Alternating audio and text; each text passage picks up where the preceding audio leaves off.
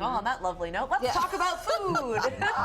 We will all be downing a few extra calories during the holidays, and by the end of next year, larger chain restaurants and fast food places will be required to post calorie information. So Chris from Madison asked Heather this good question: how are calories measured in food? This is such a great question because we see this on more and more menus, and you just wonder, like, does it make a difference? Are they testing every one of these foods? I mean, how are they doing it? It depends on the restaurant. So if you're talking about a big chain, say a McDonald's, which does put the calorie counts on their foods, they may send it to a lab. They probably have their own lab at McDonald's. And what they do is they pulverize the food into tiny, tiny little bits.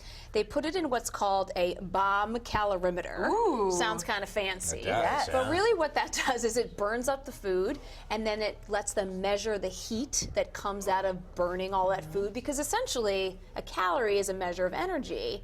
So if they can measure the heat that comes out of that food, they can measure the energy. But not all restaurants have that, because that costs a lot of money, right? It does. Okay, And so not all restaurants can do that. No, they don't. So some restaurants will just estimate, essentially, because the FDA really only requires you to have a reasonable attempt at doing this. So some of them are going to be off a little bit. But these restaurants know that a gram of fat is 9 calories. They know a gram of protein is 4 calories, so they can look at every single ingredient they have, calculate that all up, multiply by what they need to, and get those calories. Of course, you're relying on the fact that these restaurants are making the food the way that it's been specced out at, which isn't always the case. Right. I mean, if you have somebody with a little heavy hand on the avocado in your Sure. burrito at I love that Chipotle, person. me too, then you might have more than what the calorie But they've done count studies says. on this. Sometimes they'll go and do like random Yes. tests, and it'll be off by 100 calories or Right. more. That's pretty significant. It is significant if you're really watching your weight. And for those people,